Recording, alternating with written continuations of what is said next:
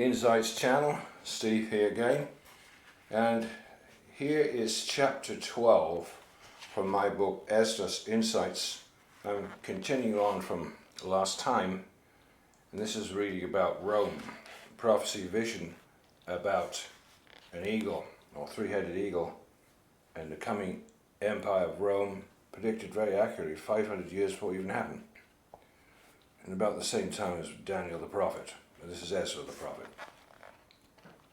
So continue, here's chapter 12, and last time we were reading about this three-headed eagle, how it was devouring the whole earth, and then a lion came on the scene, and it ends up the last verse of the last chapter. Chapter 11 states, verse 19, "Therefore you will surely disappear, you eagle, and your terrifying wings, and your most evil little wings, and your malicious heads, and your most evil talents, and your whole worthless body, so that the whole earth, freed from your violence, may be refreshed and relieved. It may hope for the judgment and mercy of him who made it." Sounds a bit familiar even in modern times, but believe you me, it's going to get a lot tighter. So here we continue, chapter 12, the Lion of Judah. While the lion was saying these words to the eagle, I looked, and behold, the remaining head disappeared, and the two wings that had gone over to it arose, set themselves up to reign, and their reign was brief and full of tumult.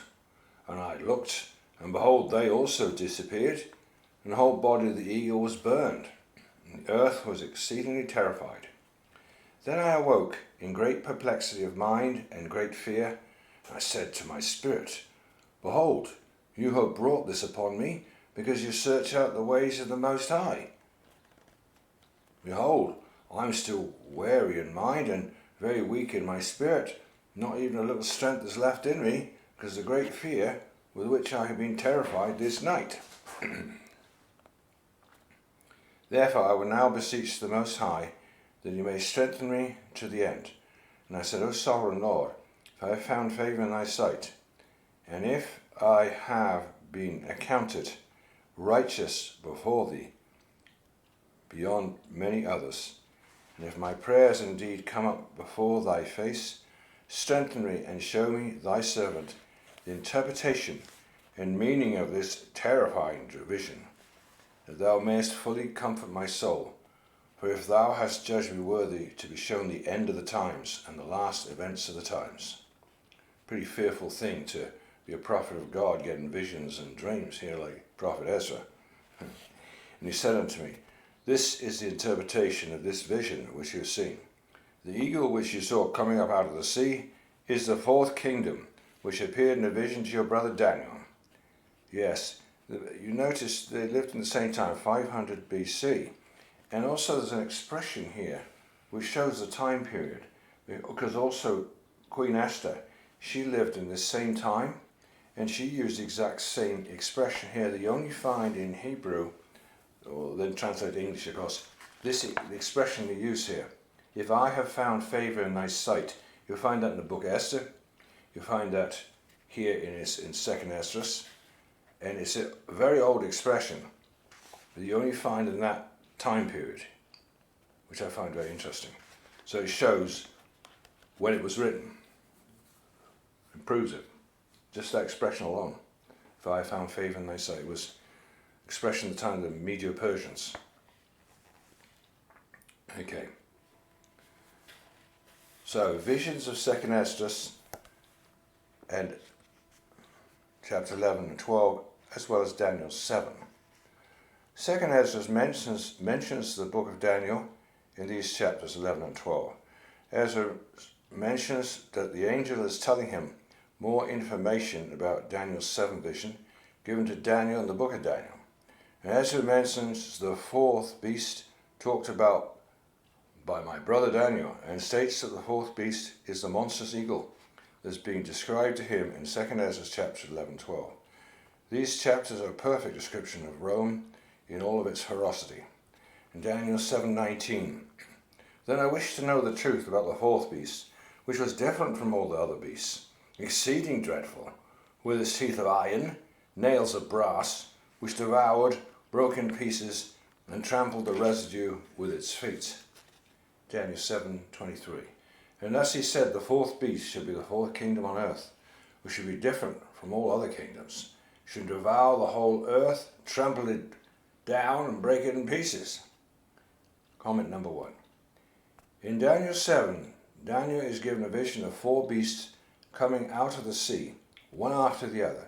And Daniel himself lived in the time of Babylon, and then the following world empire, Medo-Persia. The 4 beasts that he saw were 1 Babylon, 2 Medo-Persia, 3 Greece, and 4 Rome. The most ferocious was indeed the 4th beast of Rome. Ezra in chapter 11 and 12 saw the kingdom of Rome as an eagle with 3 heads, 12 wings, and many feathers, and opposing feathers, and which well describes Rome with all of her Caesars, many of whom were subsequently murdered, just like the first one, Julius Caesar. Esdras saw the vision of Rome 400 years before it actually emerged as a world empire. The eagle was indeed the greatest emblem of Rome. Rome in its decline eventually split into 2 empires, east and west. From chapter 11:14, head on the right, devour the one on the left. When Rome declined, first of all the Western Empire became subservient to the Eastern Empire around 390 AD, and one emperor ruled from Rome and the other from Constantinople. What most people don't know is that the emperor of the Eastern Empire of Rome was actually the dominant emperor, and the Western emperor was subservient to the Eastern emperor. The Western Empire was destroyed around 480 AD by the Goths. The Eastern Empire continued for another 1,000 years till around 1450 AD. Verse 5. Behold, the days are coming when a kingdom will arise on earth, and it shall be more terrifying than all the kingdoms that have been before it. And 12 kings shall reign in it, one after another. But the second that is to reign shall hold sway for the longer time than any of the other 12. Rome had many Caesars over its 500-year reign, from 50 BC to 485 AD. And many of them only reigned for a very short time, such as a few months, and were subsequently murdered. There is an interesting book called The 12 Caesars. Verse 6. This is the interpretation of the 12 wings which you saw. As for your hearing a voice that spoke, coming not from the eagle's heads, but from the midst of his body, this is the interpretation. In the midst of the time of that kingdom, great struggles shall arise, and it shall be in danger of falling. Nevertheless, it shall not fall then, but it shall regain its former power. Verse 7. As for you seeing the 8 wings clinging to his wings, this is the interpretation. 8 kings shall arise in it, whose time shall be short and their years swift, and 2 of them shall perish when the middle of its time draws near, and 4 shall be kept for the time when its end approaches, but 2 shall be kept unto the end. Verse 8. As for your seeing 3 heads at rest, this is interpretation. In its last days the Most High will raise up 3 kings, and they shall renew many things in it, shall rule the earth, and its inhabitants more oppressively than all those that were before them. Therefore they are called the heads of the eagle, and for it is they who shall sum up its wickedness, perform its last actions. Comment number 9. Nostradamus in his time, around 1555 AD, foresaw 3 antichrists. The first was apparently Napoleon. The second was Adolf Hitler. And the third, the Antichrist, predicted in the Bible, has not yet come. These 3 could be the fulfillment of the 3 heads of the eagle, as seen by Ezra in the vision given to him by God. Comment 10. From chapter 11, verse 1. Middle head was larger than the other heads. Napoleon ruled from around 1799 to 1815, a total of 15 years. Hitler from 1939 to 1945, total of 6 years. And the famous end-time Antichrist is supposed to reign for 7 years. It would appear that, symbolically speaking, Napoleon could have been seen by Ezra to be the larger head, but only because he reigned much longer time period. Just a thought. Comment 11. In studying history, it's apparent that in its decline, the Roman Empire was divided into two empires, East and West Rome. The Western Empire was obliterated by the pagans, might be that too, the pagans, or the Visigoths in around 410 AD. However, from the west arose the Holy Roman Empire, or of the Catholic Church, from 590 AD to the Reformation in the 1500s. According to the Moody Handbook of Theology, the official beginning of the Roman Catholic Church occurred in 590 AD with Pope Gregory I. This time marked the consolidation of the lands controlled by authority of the Pope, thus the Church's power into what would later be known as the Papal States. Verse 9 and 10. As for your seeing that the large head disappeared, one of the kings should die in his bed, but in agonies, whatever that is. But as for the two that remained, the sword shall devour them. For the sword of the one shall devour him who was with him, but he also shall fall by the sword in the last days. That's very interesting. Very, very interesting.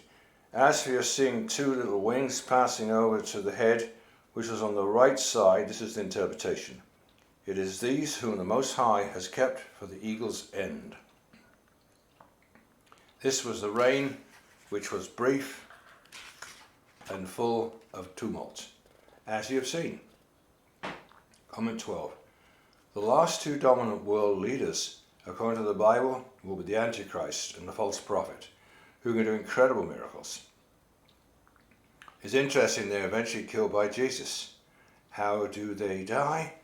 They personally are thrown directly into the lake of fire, but all their leadership and armies are killed by the sword.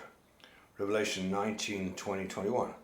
But the beast, there you got the Antichrist, was captured, and with him the false prophet who worked signs in his presence, and by which he deceived those that received the mark of the beast, and those who worshipped his image. And these two were cast alive into the lake of fire, burning with brimstone. And the rest were killed with the sword which proceeded out of the mouth of him who sat on the horse.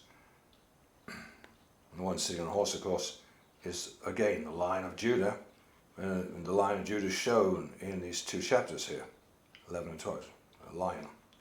And all the birds were filled with their flesh.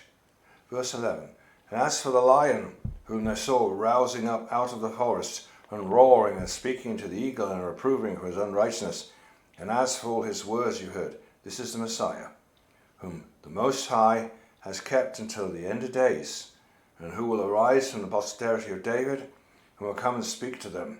He will denounce them for their ungodliness and for their wickedness, and will cast up before them their contemptuous dealings. Yeah, you'll find many scriptures saying the same sort of thing, even in the books of Enoch. Even the books of Enoch, the ones I'm working on, that just came out, the latest one, also talks about the Messiah. Amazing and fantastic. Comment 13.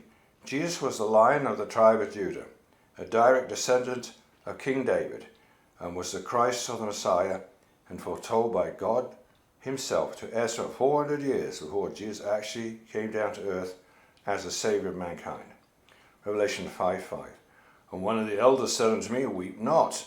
Behold, the Lion of the tribe of Judah, the root of David, has prevailed to open the book, loose the seven seals thereof. John, who wrote the book of Revelation in about 90 AD, talking about Jesus the Messiah. Genesis 49, 9 and 10. Judah is a lion's whelp. From the prey, my son, you have gone up. He couches, he lies down as a lion, and as a lion he dares rouse him up.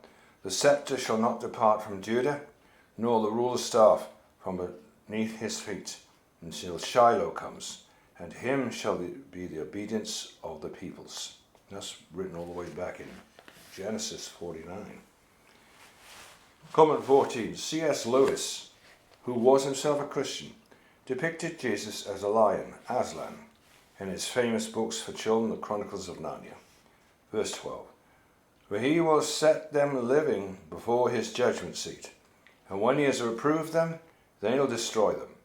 But he will deliver in mercy the remnant of my people, those who have been saved throughout my borders, and it will make them joyful until the end comes, the day of judgment of which I spoke to you at the beginning. And this is the dream that you saw, and this is its interpretation, and you alone are worthy to learn this secret of the Most High. Therefore write all these things that you have seen in a book, and put it in a hidden place. You should teach them to the wise among your people, whose hearts you know are able to comprehend and keep these secrets. Guess that must be you guys listening. But wait here 7 days more, so that you may be shown whatever it pleases the Most High to show you. And then he left me. Verse 15 through 19. When all the people heard that the 7 days were past, and I had not returned to the city, they all gathered together from the least to the greatest, and came to me and spoke to me, saying, How have we offended you? And what harm have we done you, that you have forsaken us? Sit in this place, for all the prophets, you alone, are left to us, like a cluster of grapes from the vintage, and like a lamp in a dark place, and like a haven for a ship saved from a storm. Are not the evils which have befallen us sufficient? Therefore, if you forsake us, how much better it would have been for us if we had been consumed in the burning of Zion, who we know better than those who died. And they wept with a loud voice. Then I answered and said, Take courage, O Israel, and do not be sorrowful, O house of Jacob. For the Most High has you in remembrance, and the Mighty One has not forgotten you in your struggle. As for me, I have neither forgotten you nor withdrawn from you, but I have come to this place to pray on account of the desolation of Zion, and to seek mercy on account of the humiliation of our sanctuary. Now, go, every one of you, to his house, and after these days I'll come to you. So the people went into the city as I told them to do. But I sat in the field 7 days, as the angel commanded me. I ate only flowers of the field. My food was the plants during those days. That's the end of that chapter. Well, I hope you found those chapters about Rome and about the line of Judah interesting. If you'd like that, you can find a lot more like that in my book, EXISITED Insights, which came out about a year ago. And I would also encourage you to get all my Insights books, of which there are now 9. The first one was ENOCH Insights, from the first book Enoch. And then there was a small one, Esdras Insights with a Z.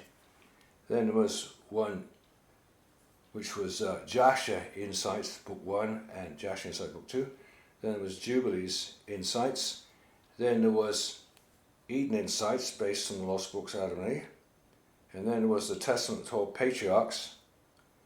And then there was also another, this one here, the bigger one, 3 books in one, Esdras Insights with an S. And apart from these 9 Insights books based on the Apocryphal books and the ancient Hebrew books, I also have 2 books on the paranormal, Out the Bottomless Pit 1 and 2, or Out the Bottomless Pit and 2, number 2. Well, and I would like to also mention, we now have a brand new website, and that website is www.insightspublication.com. Insights with an S and publication singular. So www.insightspublication.com. There's a lot of very good information on that, which revolves around my 11 books, and also revolves around my videos as well, on an audio channel.